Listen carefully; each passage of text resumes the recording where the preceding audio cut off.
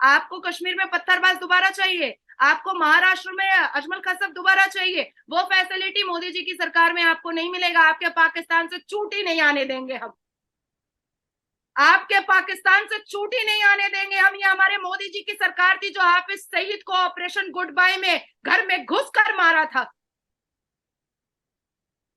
कलेजा दहलाया था। ये मोदी जी की सरकार ने हाफिज सईद का। मुल्ला कहता है, मौलवी कहता है कि जेंडर इक्वालिटी नहीं होने देंगे हम, मुसलमान औरतों को अपने बराबर में आकर खड़ा नहीं होने देंगे, जबकि कुरान कहता है सूरह अल निसा में कि जेंडर इक्वालिटी। मेरा कुरान कहता है कि जिस देश में रहते हो उसकी सरहद से मोहब्बत करो, तो मुसलमान हो या हिंदू हो, हम अपने देश से बहुत मोहब्बत करते हैं। और आज ये देश मिस्र हो, इजिप्ट हो, ऑस्ट्रेलिया हो, सिडनी हो, पापुआ हो, जापान हो, हिरोशिमा हो, जहां हमारे मोदी जी जाते हैं, हमारे भारत के प्रधानमंत्री जाते हैं, सर्वप्रथम और सबसे ज्यादा प्रिय देखे जाते हैं। हमारे हिंदुस्तान में अगर लड़की किसान होती है तो हमारे हिंदुस्तान में लड़की फाइटर जेट भी चलाती है। हमारे हिंदुस्तान में लड़की अगर टीचर होती है तो हमारे हिंदुस्तान में लड़कियों का बटालियन आर्मी ऑफिसर भी होता है। हमारे हिंदुस्तान में अगर लड़कियां हाउसवाइफ होती हैं तो सुप्रीम कोर्ट की जस्टिस भी होती हैं। और हमारे हिंदुस्तान के सबसे गर्व की बात यह है कि हमारे हिंदुस्तान में जो प्रेसिडेंट ऑफ इंडिया है वो एक महिला है और ट्राइबल वुमेन है। और उनका जब हिस्ट्री आप निकालेंगे तो आंखों में पानी आ जाएगा। तो हम अब ठान चुके हैं इस हिंदुस्तान में कि एक हिंदुस्तान होगा, एक संविधान होगा, एक भूमि होगी, एक राष्ट्र होगा। और नमस्कार दोस्तों, आप सभी का स्वागत है एक और नई रिएक्शन वीडियो में। दोस्तों आज का वीडियो ये बहुत ही मज़ेदार होने वाला है और इन्फॉर्मेटिव वीडियो होने वाला है। दोस्तों इस वीडियो में बताया गया है कि यूनिफॉर्म सिविल कोड के कानून को लेकर एक इंडियन मुस्लिम लड़की ने पाकिस्तान को कैसा जवाब दिया, और भारत में जो मुस्लिम विरोध कर रहे हैं जो भारत में भी इस कानून का विरोध कर रहे हैं उन लोगों को उस लड़की ने बहुत ही खतरनाक जवाब दिया है। तो दोस्तों आज का वीडियो ये पूरा ज़रूर देखें। ओरिजिनल वीडियो का लिंक आपको डिस्क्रिप्शन में मिल जाएगा। साथ में हमारे चैनल को भी सब्सक्राइब करें और उनके चैनल को भी आप विजिट कर सकते हैं। तो चलो दोस्तों बिना टाइम वेस्ट करे स्टार्ट करते हैं। बल्कि एक भारत, एक संविधान की बात की जा रही है, एक कानून की बात की जा रही है। हिंदू अपने मंदिर में जाएंगे, मुसलमान अपने मस्जिद में जाएंगे, क्रिश्चियन अपने गुरुद्वारा अपने चर्च में जाएंगे, पंजाबी अपने गुरुद्वारा में जाएंगे।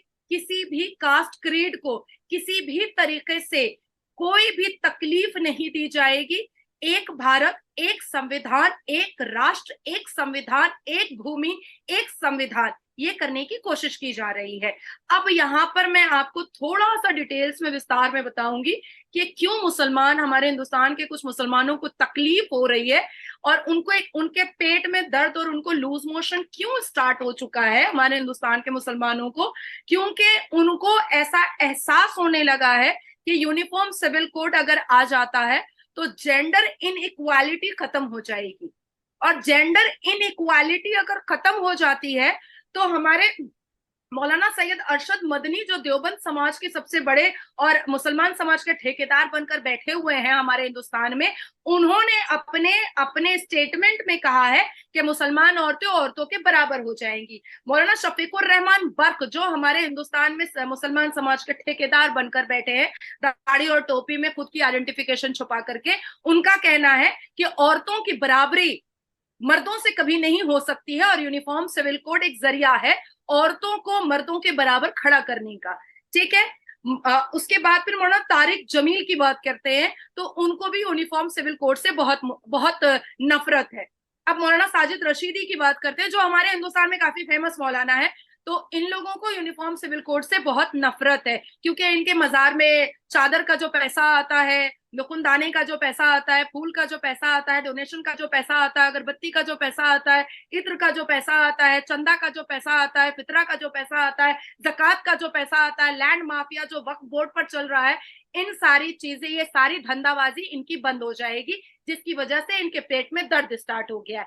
अब मैं आती हूँ कुरान पर, क्योंकि लोग समझ नहीं पाएंगे कि अरे यूनिफॉर्म सिविल कोड ला रहे हैं क्योंकि मोदी जी ऐसे ही पाकिस्तान में हवा बना हुआ है कि मोदी जी हिंदुत्व को ज्यादा सपोर्ट करते हैं और मुसलमानों को डिप्राइव करके रखे हुए हैं। वो भी मैं आपको एग्जांपल दे दूं। हलाला, सूरह अल बकर वर्सेस 2.230 में ये साफ लफ्जों में लिखा हुआ है, हलाला इज अ सिन। कुरान कहता है इकरा, पर हमारे मौलाना कहते हैं मत पढ़ो। लड़कियां मत पढ़ो। और लड़के ऐसे भी पढ़ने में कोई दिलचस्पी रखते नहीं है। मुसलमान लड़के, मुसलमान लड़कों को फ्यूचर करियर, इंजीनियर, डॉक्टर बनना, साइंटिस्ट बनना, इन सब चीजों में, पायलट बनना, इन सब चीजों में कोई दिलचस्पी होती नहीं है। कुरान कहता है जेंडर इक्वालिटी के बारे में सूरह अन-निसा में, पर मुल्ला कहता है, मौलवी कहता है कि जेंडर इक्वालिटी नहीं होने देंगे, हम मुसलमान औरतों को अपने बराबर में आकर खड़ा नहीं होने देंगे, जबकि कुरान कहता है सूरह अल निसा में कि जेंडर इक्वालिटी। अब आते हैं सूरह अल अहज़ब में, चैप्टर 33 वर्सेस 59 में, जिसमें जिलबाब वर्ड अरबिक में यूज किया गया है, जहां पर यह बताया गया है कि औरतों को लूज कपड़े, मतलब लूज आउटफिट पहनने की जरूरत है। हिजाब, बुरका, अबाया, इन सारी चीजों का कोई भी जिक्र पूरे कुरान में नहीं है। ये मैंने आपको पूरा पूरा कुरान के हवाले से बता दिया है।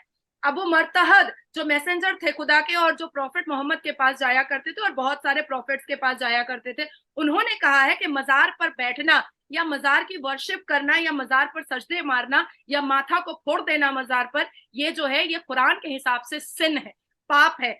पर हमारे मुल्ला जो है हिंदुस्तान के, वो नहीं चाहते हैं कि मजार में ताला लगे, चाहे अजमेर शरीफ में जितने भी बलात्कार हो जाए और अजमेर 92 का किस्सा कितना ही सुप्रीम कोर्ट में खुल जाए कि वहां कितनी अश्लीलता होती है, वो ये लोग नहीं सामने लाना चाहते हैं।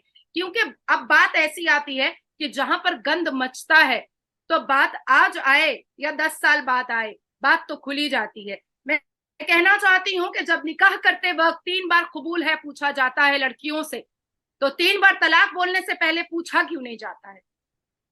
कौन सा कुरान है और कौन सा ये मुल्ला है जो कहता है कि 3 बार हम फोन पर तलाक दे देंगे और तलाक हो जाएगा? 14 मुस्लिम ममालिक ने, 14 मुस्लिम कंट्री ने तलाक को बंद करके रखा। हिंदुस्तान का मुल्ला यहां पर 2016 तक तलाक कराता रहा पैसा ले लेकर के, और 17 में जब मैंने पिटीशन डाला सुप्रीम कोर्ट ऑफ इंडिया में, तब जाकर के इसका बेंचमार्क और हिस्टोरिकल जजमेंट आया कि इस तलाक को बंद किया जाए। और हमारे पार्लियामेंट में, हिंदुस्तान के पार्लियामेंट में इस पर बिल आया कि इसको बंद किया जाए और इस पर कानूनी कार्रवाई की जाए और कड़ी से कड़ी सजा दी जाए, 3 से 7 साल की सजा है। तो ये कौन सा मुल्ला है और ये यूनिफॉर्म सिविल कोड से इतना कौन सा डर है? कुरान तो कहता है जेंडर इक्वालिटी के बारे में, कुरान तो कहता है एजुकेशन के बारे में, कुरान तो हमें नहीं कह रहा है कि हमको बुरके में छुप जाना है, कुरान तो नहीं कह रहा है कि हम औरतों को सक्सेसफुल नहीं होना चाहिए, कुरान तो हमें सारी चीज की इजाजत दे रहा है। तो हम अब ठान चुके हैं इस हिंदुस्तान में कि एक हिंदुस्तान होगा, एक संविधान होगा, एक भूमि होगी, एक राष्ट्र होगा और एक भारत माता होगी। ठीक है।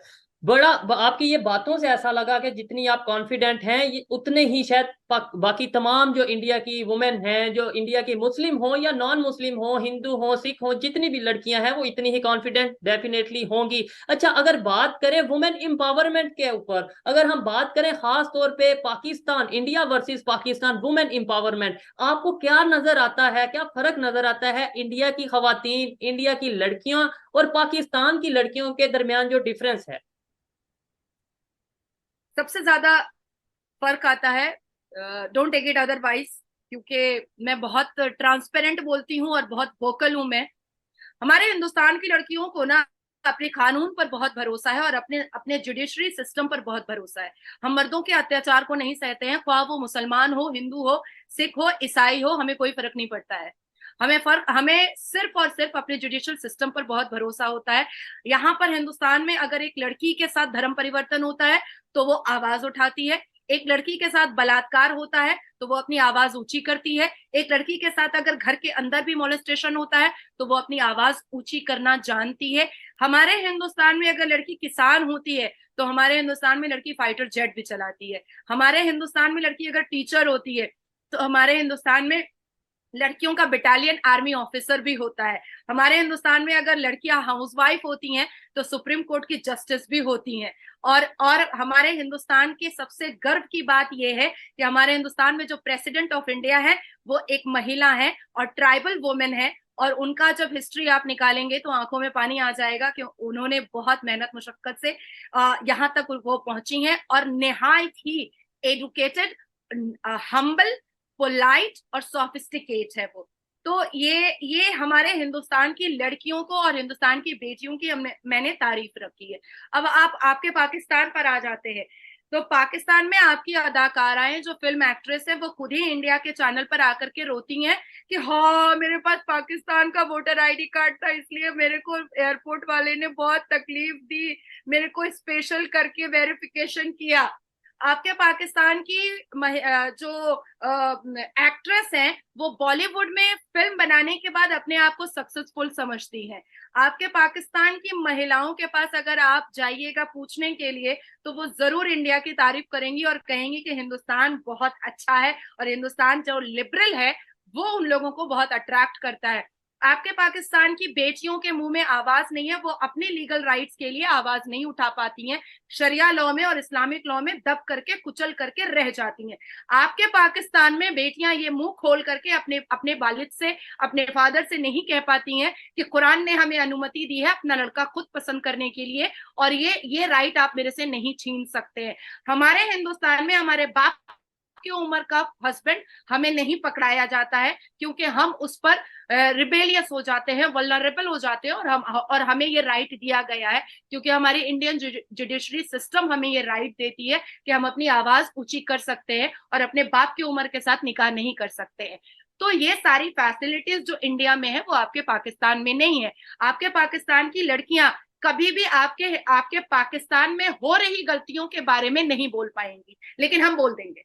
लेकिन दोस्तों आपने वीडियो पूरा देखा और आपको ये बात तो समझ में आ ही गई होगी, यहाँ पे यूनिफॉर्म सिविल कोड के कानून को लेकर बात की जा रही है। तो दोस्तों पहले हम ये जान लेते हैं यूनिफॉर्म सिविल कोड कानून होता क्या है। भारत में रहने वाले हर नागरिक के लिए एक जैसा कानून होना चाहिए, चाहे वो किसी भी धर्म का हो या लिंग का हो, किसी भी जाति का हो, सबके लिए एक जैसा कानून होना चाहिए।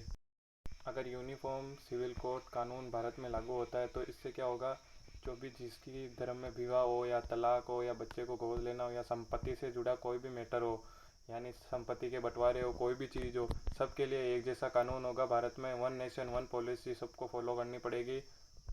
इस कानून से किसी भी जाति या धर्म या लिंग को कोई भी नुकसान नहीं होने वाला। ये तो बस लोग आपको भड़काने के लिए ऐसा कर रहे हैं। दोस्तों आप सभी का बहुत बहुत धन्यवाद वीडियो पूरा देखने के लिए। वीडियो को लाइक करें, चैनल को सब्सक्राइब करें और अपनी राय कमेंट में ज़रूर दें।